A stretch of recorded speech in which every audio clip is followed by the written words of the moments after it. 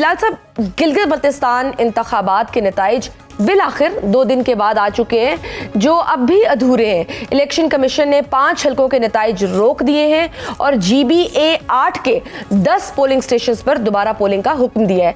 पिल्डेट की नजर में क्या इन इकदामात के बाद इन इंतखाबात को किसी भी तरह शफाफ या अवामी उमंगों का तर्जुमान कहा जा सकता है? बहुत शुक्रिया।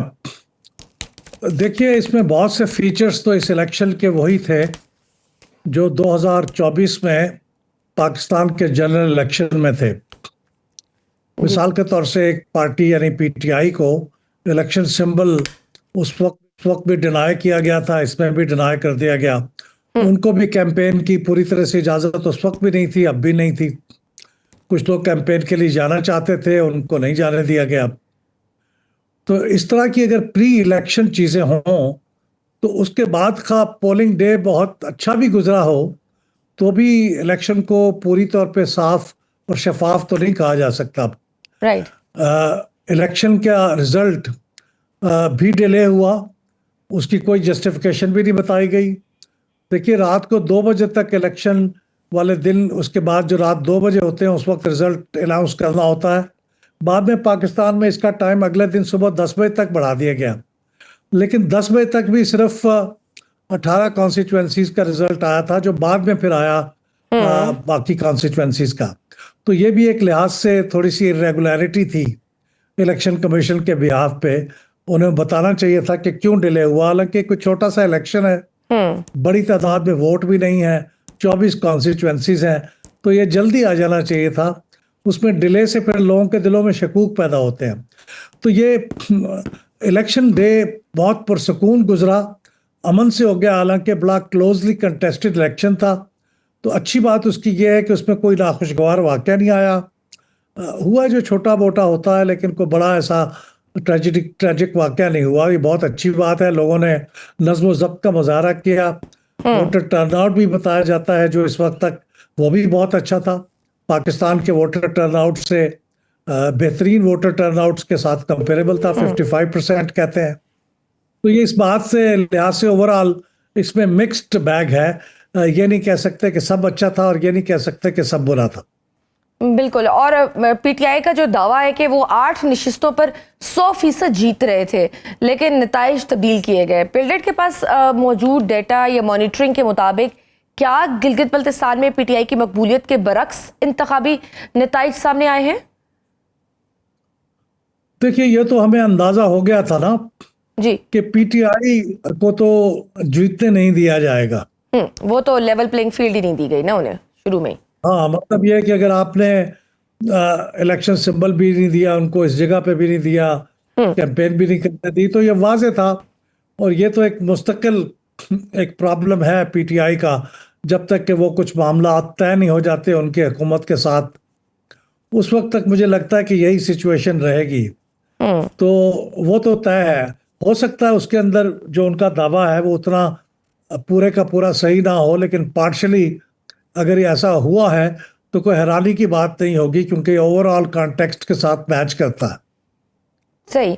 और सर, गुज़श्ता कुछ अरसे से हम ये भी देख रहे हैं कि इंतखाबी अमल में आज़ाद अरकान बहुत ज़्यादा नुमाया हुए हैं। गिलगित बल्तिस्तान में भी हमने देखा कि 5 आज़ाद उम्मीदवार कामयाब हुए हैं, और माजी का रिकॉर्ड भी यही रहा है कि GB में आज़ाद उम्मीदवार हमेशा वफाक में बरसर इक़्तिदार पार्टी या उसके इत्तेहाद का हिस्सा बन जाते हैं।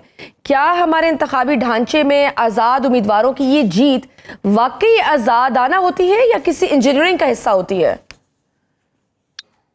देखिए, इस वक्त तो मामला ये था कि जो कैंडिडेट्स थे ना टोटल GB के अंदर गिलगित बल्तिस्तान के इलेक्शन में, उनका 2/3 कैंडिडेट्स जो थे वो इंडिपेंडेंट थे जी। ओनली 1/3 कैंडिडेट थे जो पार्टियों के होते हैं।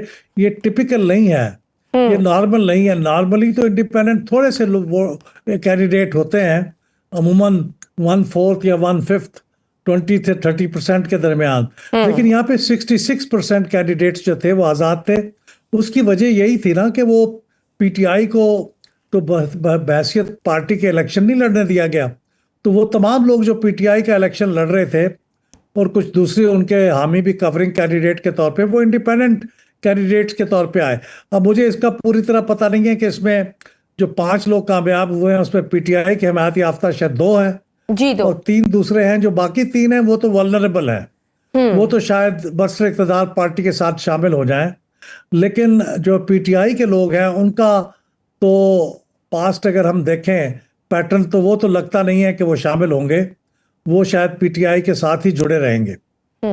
सर एक और चीज़ भी नॉर्मल नहीं हुई, वो ये कि यूजुअली हम देखते हैं कि जिसकी वफाक में हुकूमत होती है वही मोस्टली जीबी ले जाता है, लेकिन इस दफ़ा हमने देखा कि मुस्लिम लीग नून जितनी ज़्यादा तशहीर हुई, सब कुछ हुआ, हम देख रहे हैं पंजाब में भी वो काम कर रही हैं मरीम नवाज साहिबा और कह रही हैं कि हम बड़े मकबूल हैं, लेकिन जीबी में वो शायद वो उस तरह से मकबूल नहीं है या उनकी परफॉर्मेंस उस तरह से डिलीवर नहीं हुई, या आवाम, हालांकि यूजुअली यही देखा जाता है कि जो हुकूमत में है उसी को वोट देते हैं। क्या वजह है, क्या उनसे कुर्बानी दी गई है, उन्होंने कुर्बानी दी है, या फिर वो वाकई मकबूल नहीं है, आवाम उनका बयानिया बाय नहीं कर रही, और या फिर पीपल्स पार्टी ने बहुत अच्छी मुहिम चलाई है वहां पर? देखिए, पीपल्स पार्टी ये कहना तो बिल्कुल दुरुस्त नहीं होगा कि वो हुकूमत में नहीं है। वो हुकूमत में है, लेकिन वो डिनायबिलिटी के साथ है कि हम तो हुकूमत में नहीं हैं। देखिए, जब आपका सदर ममलकत आपके हों, सेनेट के चेयरमैन आपके हों, नेशनल असम्बली के डिप्टी स्पीकर आपके हों, 2 सूबों के गवर्नर आपके हों, एक सूबे में हुकूमत आपकी हो, तो कैसे कह सकते हैं कि वो वफाकी हुकूमत में नहीं है? वो नहीं वफाकी करते ना सर वो हुकूमत इस का चीज को। हिस्सा है। लेकिन पीपल्स पार्टी को तारीखी तौर पे गिलगित बल्तिस्तान के अंदर ज्यादा सपोर्ट मिलती रही है, जनरली उसका जेन्युइनली उनकी सपोर्ट है। तो पीपल्स पार्टी अगर वफाक में जिस हद तक हुकूमत में है वो ना होती तो फिर शायद उसको ये भी कामयाबी ना मिलती जो इस वक्त मिली है। लेकिन वो इस वजह से मिली है कि वो वफाक की हुकूमत का हिस्सा है, इसलिए उनको रोका नहीं गया, वरना तो आमतौर पर जो वफाक में हुकूमत होती है उसको मिलता है। और पाकिस्तान मुस्लिम लीग नवाज ने भी इस बात को एक्सेप्ट किया कि ये पीपल्स पार्टी अगर जीत रही है तो उसके अंदर कोई रुकावट नहीं होनी चाहिए, क्योंकि वो आफ्टर ऑल उनके हलीफ हैं। अगर वो ना जीत पाते और ऐसा होता कि कुछ गलती की वजह से नहीं जीत पाए तो फिर उनके दरमियान मेरे ख्याल में को बहुत खला पैदा हो जाता, दोनों के दरमियान कन्फ्रंटेशन होती, जो कि कोलिशन गवर्नमेंट के लिए अच्छी नहीं है। तो आपने देखा कि कल दोनों पार्टियों ने बहुत खुश उसलूबी के साथ बजट के मामला आपस में तय कर लिए। उसकी वजह यही थी कि पीपल्स पार्टी वहां पे जीत गई थी और वो बहुत खुश थी और मुतमईन थी। तो इसका मतलब है सर फिर सियासत में लो और दो का ही काम है, शायद उन्हें दे दिया गया हुआ है, और आगे ये भी खबरें आ रही हैं कि शायद आज़ाद कश्मीर में भी कोई ऐसा ही हो कि पीपल्स पार्टी को वहां पे जितवा दिया जाए, सो दैट कि यहाँ पर वफाक में पीपल्स पार्टी नून लीग की हेल्प करे। जी हाँ, ये बात सही है कि ये इस तरह के जो आपस में अंडरस्टैंडिंग्स होते हैं वो पाकिस्तान में इक़्तिदार में आने के लिए बहुत अहम रोल अदा करते हैं। चूँकि अगर आप की हुकूमत के साथ कोई अंडरस्टैंडिंग नहीं है तो बाज़-औक़ात आपकी जो अक्सरियत है वो भी अक़लियत में बदल जाती है। तो ये अंडरस्टैंडिंग के साथ ये मामला होता है। सिर्फ आपको पब्लिक की हिमायत काफ़ी नहीं होती, वो जैसे सोहेल वड़ाई साहब अक्सर कहते हैं ना, ये मकबूलियत और कबूलियत की बात है। बिल्कुल। तो इक़्तिदार में आने के लिए दोनों चाहिए होते हैं।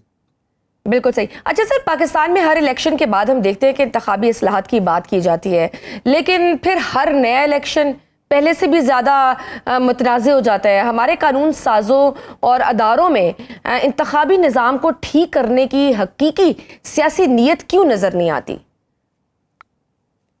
सच्ची बात तो ये है कि हमारे इंतखाबात के निज़ाम में, ख़ासतौर पर पाकिस्तान के निज़ाम में, किसी रिफॉर्म की ज़रूरत नहीं है।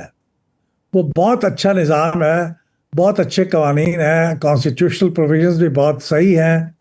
अगर आपको इंडिया का मुकाबले में देख लें तो इंडिया से भी चंद चीज़ें हमारी बेहतर हैं, लेकिन जो एनफोर्समेंट का मामला है ना, वो एनफोर्समेंट नहीं हो पाती उनकी। तो हमारे यहाँ तो जो आपका रिफॉर्म होता है उसका मतलब ये होता है कि नया लॉ बना दिया जाए, तो नए लॉ की ज़रूरत नहीं है। जो लॉ मौजूद हैं उनकी स्ट्रिक्ट एनफोर्समेंट की ज़रूरत है, और वह एनफोर्समेंट क्यों नहीं हो पाती, उससे मेरे ख्याल में हम इतने सब तजुर्बाकार हैं कि हमें मालूम है कि क्यों नहीं हो पाती।